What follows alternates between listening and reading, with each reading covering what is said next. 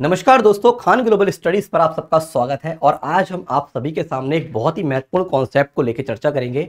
दोस्तों, जनरली वे में मैं देखता हूँ काफ़ी बच्चे कंफ्यूज रहते हैं कि सर ये रियल जीडीपी क्या है और नॉमिनल जीडीपी क्या है।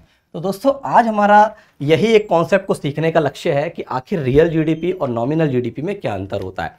आशा करता हूँ जीडीपी के बारे में आप जानते होंगे। जैसे कि दोस्तों, अगर हम जीडीपी की परिभाषा के बारे में बात करें तो हमने पहले भी पढ़ा था और एक आसान भाषा में अभी एक बार फिर से जान लेते हैं। जीडीपी क्या है? किसी देश की घरेलू सीमा में, अब जैसे मान लीजिए एक इंडिया हमारे फॉर एग्जाम्पल, कोई भी देश हो सकता है ना, तो कोई भी देश की घरेलू जो सीमा है उसमें जितना भी हमारी गुड्स और सर्विसेज का प्रोडक्शन हुआ है, उत्पादन हुआ है, इन सबका जो अंतिम मूल्य होता है एक हमारे अकाउंटिंग ईयर में। अभी अकाउंटिंग ईयर दोस्तों हमारा वित्त वर्ष भी हो सकता है, कैलेंडर ईयर भी हो सकता है, जो आप चाहें वो एज्यूम कर सकते हैं, है ना। अलग अलग तरीके से जीडीपी की गणना की जा सकती है। तो जो भी हमारा कुल उत्पादन होगा, कुल प्रोडक्शन होगा, उसकी जो हमारी फाइनल मनी वैल्यू आती है ना, फाइनल मनी वैल्यू जो आएगी उसे ही बोलते हैं देश का सकल घरेलू उत्पाद या जीडीपी।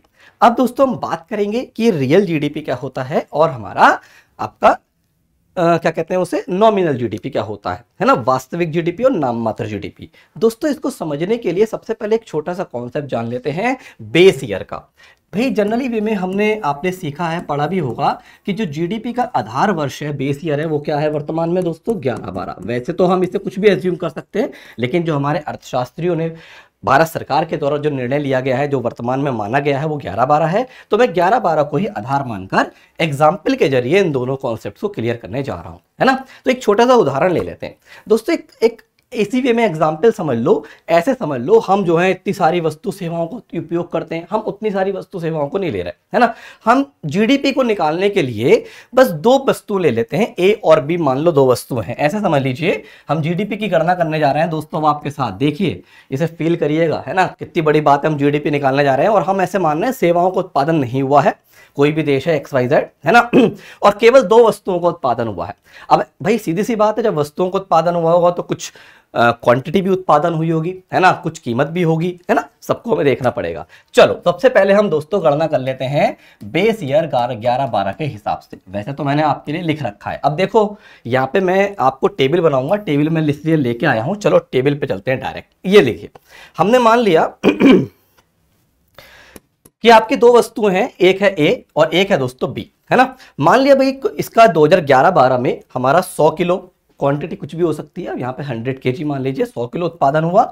और बी का उत्पादन हुआ दोस्तों कितना किलो? आपका 200 किलो उत्पादन देखा गया, है ना। अब भाई एक बात बताइए, इसकी कीमत भी होगी, है ना भाई। अगर कीमत हमने मान ली कि हमने 2011 में इसकी कीमत मान ली 20 रुपए है और यह है 40 रुपए किलो। अब ऐसे मान लो गेहूं और चावल ले लो, एक ही जगह गेहूं मान सकते हो, चावल मान सकते हो, कुछ भी मान सकते हो, है ना। 100 किलो और ये 200 किलो, ये 20 रुपए किलो है और ये 40 रुपए किलो। अब मैं आपसे बोलूं चलो भाई पूरा कैलकुलेट करके बताओ जीडीपी कितना आएगा, तो हम कैसे निकालेंगे भाई? सीधी सी बात है, हम इन दोनों की मल्टीप्लाई करेंगे, है ना, प्लस और इन दोनों की मल्टीप्लाई करके जोड़ देंगे। ऐसे तो गणना करेंगे भाई, 100 मल्टीप्लाई बाई 20, ये तो बेसिक कैलकुलेशन आप जानते होंगे, प्लस 200 मल्टीप्लाई बाई 40। अगर हम इस पूरा कैलकुलेट करते हैं दोस्तों तो हमें क्या वैल्यू मिलती है? 10,000 मिल जाती है। ये क्या है?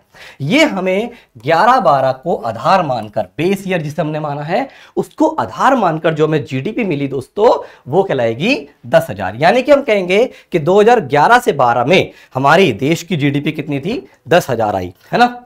आशा करता हूं इतनी बात समझ में आ गई होगी। अब कॉन्सेप्ट है क्या होगा रियल जीडीपी और हमारा नॉमिनल जीडीपी। देखिए दोस्तों, जब भी हम रियल जीडीपी के बारे में बात करते हैं या फिर नॉमिनल जीडीपी के बारे में बात करते हैं तो सबसे पहले रियल जीडीपी को समझेंगे। याद रखना, रियल जीडीपी को हम कांस्टेंट प्राइस भी बोलते हैं, जीडीपी एट कांस्टेंट प्राइस, है ना।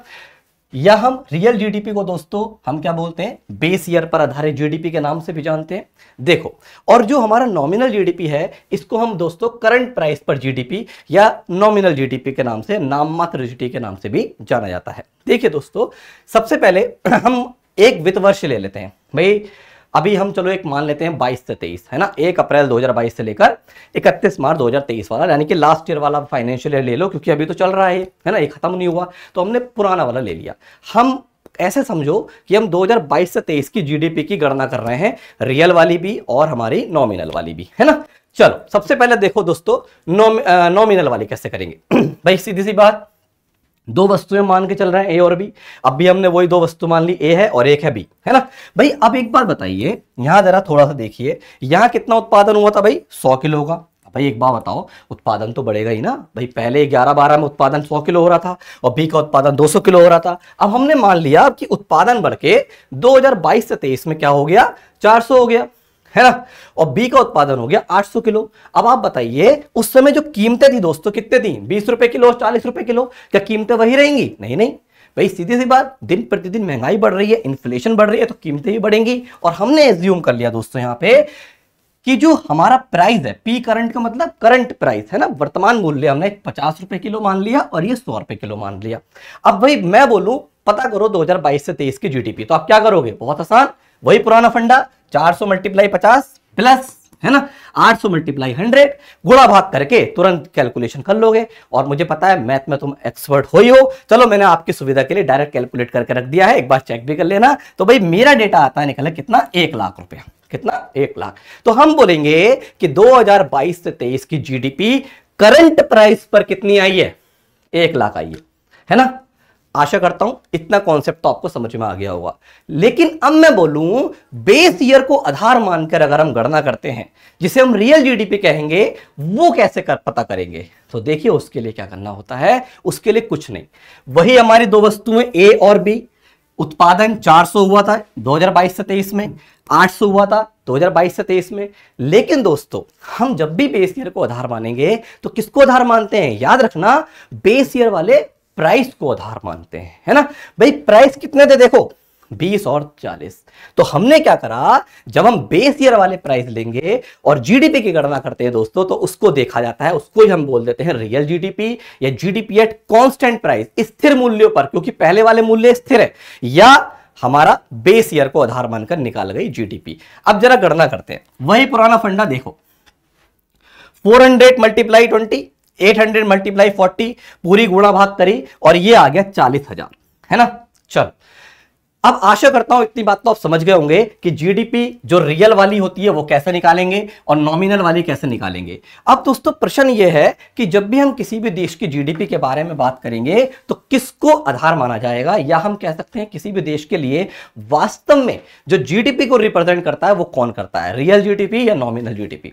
जनरली वे में हम कहते हैं दोस्तों रियल जीडीपी करती है, नॉमिनल तो नाम मात्र की होती है, जैसे कि नाम में ही आंसर है, नाम जीडीपी है, नाम मात्र की जीडीपी। तो ऐसा क्यों है भाई, एक बात बताइए भाई, अगर हम यहां पे गौर करें इन दोनों के कॉन्सेप्ट्स को, तो हम क्या देख रहे हैं भाई, आप देख रहे होंगे रियल जीडीपी में चेंज इन क्वांटिटी है ना भाई। देखो पहले हमारा क्या था भाई, 2011-12 में 100 और 200 किलो का उत्पादन, और यहां पे जो उत्पादन हुआ है 400 किलो और 800 किलो का हुआ है, यानी कि केवल क्वांटिटी में चेंज को दर्शा रहा है ना। लेकिन नॉमिनल जीडीपी में दोस्तों हमने जब गणना करी है तो यहां पे चेंज इन क्वांटिटी तो था ही था, साथ में चेंज इन प्राइस भी तो है ना भाई। आपसे मैं एक बात पूछूंगा, जरा एक बात, छोटा सा कॉन्सेप्ट का जवाब दो।